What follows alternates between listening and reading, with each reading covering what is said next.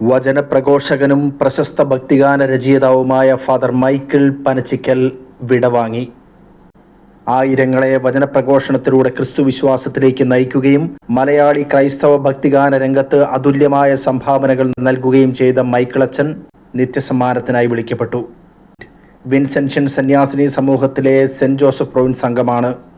തിരുനാമകീർത്തനം പാടുവാനല്ലെങ്കിൽ നാവെനിക്കെന്തിന് നാഥ എന്ന പ്രസിദ്ധമായ ഗാനം ഉൾപ്പെടെ 700ഓളം ഭക്തിഗാനങ്ങൾ രചിച്ചിട്ടുണ്ട്. അന്തീനാട് പനച്ചിക്കൽ പരേതരായ ദേവസ്യ ഏലി ദമ്പതികളുടെ മകനാണ്. അച്ഛൻ്റെ മൃതസംസ്കാരം വ്യാഴാഴ്ച കോട്ടയം അടിച്ചിറ പരിത്രാണ ധ്യാന കേന്ദ്രത്തിൽ നടക്കും. വചനപ്രഘോഷകനും ഗാനരചയിതാവും സാഹിത്യകാരനും മാധ്യമപ്രവർത്തകനും എന്ന നിലയിൽ ഏറെ ശ്രദ്ധ നേടിയ വൈദികനാണ് അച്ഛൻ. നിത്യത തീർക്കുന്ന നിമിഷങ്ങളിൽ എന്ന ഗാനമാണ് ആദ്യമായി അച്ഛൻ രചിച്ചത്. വചനോത്സവം മാസികയുടെ സ്ഥാപക പത്രാധിപരായിരുന്നു അച്ഛൻ. നിരവധി നോവലുകളും കഥകളും രചിച്ചിട്ടുണ്ട്. ആത്മാവിൽ ദരിദ്രർ ഭാഗ്യവാന്മാർ, സത്യം നിങ്ങളെ സ്വതന്ത്രരാക്കും, ക്രിസ്തു പരമാർത്ഥം തുടങ്ങിയവയാണ് പ്രധാന ഗ്രന്ഥങ്ങൾ. 1974 ഡിസംബർ 19 അച്ഛൻ പൗരോഹിത്യം സ്വീകരിക്കുന്നത്.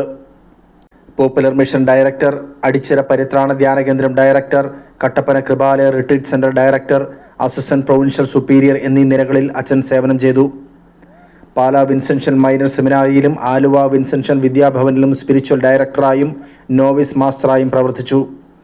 വിൻസെൻഷ്യൻ സഭയുടെ കോതമംഗലം, കലൂർ, വട്ടപ്പാറ ആശ്രമങ്ങളിൽ സുപ്പീരിയറായും അങ്കമാലി, തോട്ടകം ആശ്രമങ്ങളിൽ പ്രൊക്യുറേറ്ററായും സേവനമനുഷ്ഠിച്ചു. അച്ഛൻ ഒരു മികച്ച പ്രഭാഷകനും ധ്യാനഗുരുവും എഴുത്തുകാരനുമായിരുന്നു. സീറോ മലബാർ സഭ വിശുദ്ധ കുർബാന ടെക്സ്റ്റ് തയ്യാറാക്കിയ കമ്മിറ്റിയിൽ അംഗമായിരുന്നു അച്ഛൻ. വിശുദ്ധ കുർബാനയുടെ ഗാനരചനയിലും ശ്രദ്ധേയമായ പങ്കുവഹിച്ചു.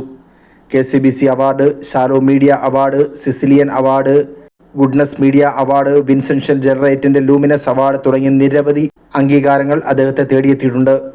നമ്മിൽ നിന്നും വേർപിരിഞ്ഞ പ്രിയ വൈദിക ശ്രേഷ്ഠന് ആദരാഞ്ജലികൾ.